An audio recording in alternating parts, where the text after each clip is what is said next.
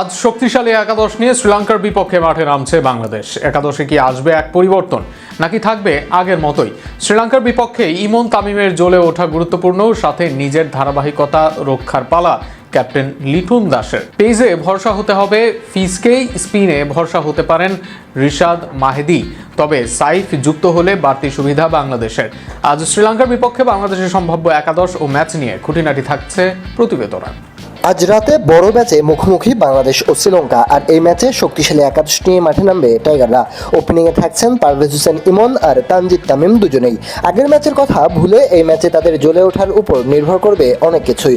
অন্যদিকে 3 নম্বরে ফর্মে থাকা লিটনকে আরও একবার জ্বলে উঠতে হবে এই ম্যাচেই। তবে 4 নম্বরে সাইফ হাসানকে খেলালে কিছুটা হলেও নির্ভর হতে পারেন লিটন, কেননা এই মুহূর্তে বল হাতেও দারুণ ছন্দে তিনি। সেক্ষেত্রে বাদ পড়তে পারেন হৃদয় কিংবা শামীমের যে কোনো একজন।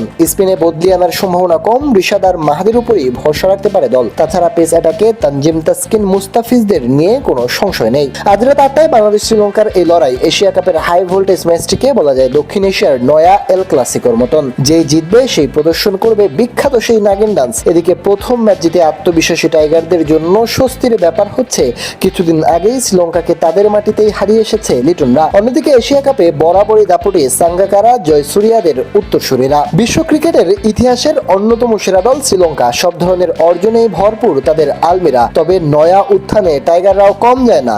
কিছুদিন আগেই তাদের মাঠে গিয়ে তাদের হারিয়ে এসেছে লিটন, তামিম, ইমনরা। আগামীকাল এশিয়া কাপের মহা গুরুত্বপূর্ণ এই ম্যাচ একদিকে যেমন গুরুত্বপূর্ণ দুই দলের সুপার ফোরে যাবার জন্য, অন্যদিকে লড়াইটা আত্মমর্যাদারও, কেননা সাম্প্রতিক সময়ে এশিয়ার সবচেয়ে জমজমাট হয় এই দুই দলের লড়াই। Of the field, on the ফিল্ডের এই লড়াইয়ে আজ রাত 8:30টার জন্য প্রস্তুতি নিচ্ছে দুই দলই। সময় বলে দিবে শেষ হাসি হাসে কোন দল।